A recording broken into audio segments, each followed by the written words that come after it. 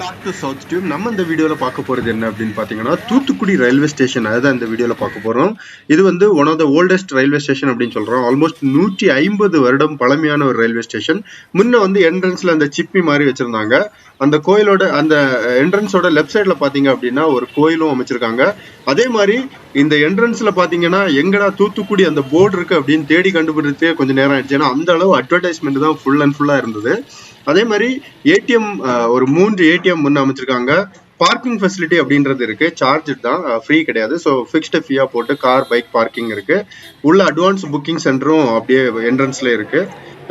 Friend எல்லாமே வந்து ரொம்ப நீட் அண்ட் கிளீனா இருந்தது. ரயில்வே ஸ்டேஷன் சும்மா சொல்லக்கூடாது, நிறைய வேலைப்பாடுகள் நடந்துட்டு இருக்கு. ஆக்சுவலி உள்ள போகும்போது கோச் அப்படின்னு பாத்தீங்கன்னா 3 பிளாட்ஃபார்ம் இருக்குது, 6 ட்ராக் இருக்குது. ஆக்சுவலி இந்த ரயில்வே ஸ்டேஷன்ல லிமிட்டடான ட்ரெயின் தான், ரொம்ப பிஸியான ரயில்வே ஸ்டேஷன் அப்படின்னு சொல்ல முடியாது. ஏன்னா இதான் லாஸ்ட் ரயில்வே ஸ்டேஷன் அப்படின்றதுனால ரொம்ப பிஸி எல்லாம் கிடையாது.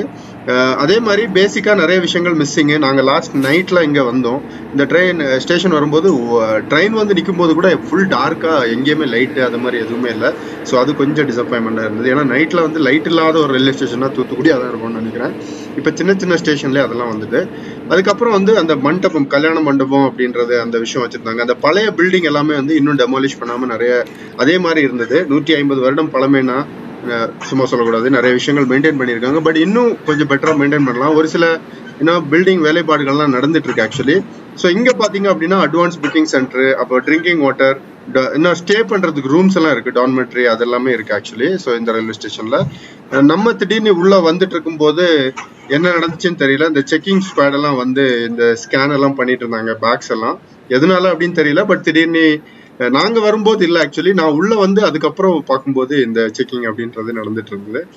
ஒருவேளை ஏதாவது வந்து எதனால அப்படின்னு தெரியல. பட் போட்டோகிராஃபர் எல்லாம் வந்து போட்டோ எல்லாம் எடுத்துட்டு இருந்தாங்க ஆக்சுவலி அவங்க பண்றதை பார்த்துட்டு. அதை தாண்டி நம்ம உள்ள ரயில்வே ஸ்டேஷன் பாத்தீங்க அப்படின்னா இன்னும் கொஞ்சம் டெவலப் பண்ணும். ஏன்னா இன்னைக்கு காலகட்டத்தில் எல்லா ரயில்வே ஸ்டேஷனும் அப்கிரேட் ஆயிட்டு இருக்கு. ஸோ அந்த லெவலில் இது கொஞ்சம் டவுன்ல தான் இருக்குது. இன்னும் அப்கிரேட் பண்ணும். ட்ரிங்கிங் வாட்டர் ஃபெசிலிட்டி அப்படிங்கிறது வச்சிருக்காங்க, அந்த அளவுக்கு குவாலிட்டியா இல்லை. அதே மாதிரி அந்த டேப் எல்லாமே வந்து ரொம்ப பழைய டேபு, ரொம்ப இன்னும் டஸ்டா தான் இருந்தது, கிளீனா எல்லாம் இல்லை அந்த அளவு பாக்குறதுக்கு. ஸோ அதுவும் கொஞ்சம் இன்னும் மெயின்டைன் பண்ணும்.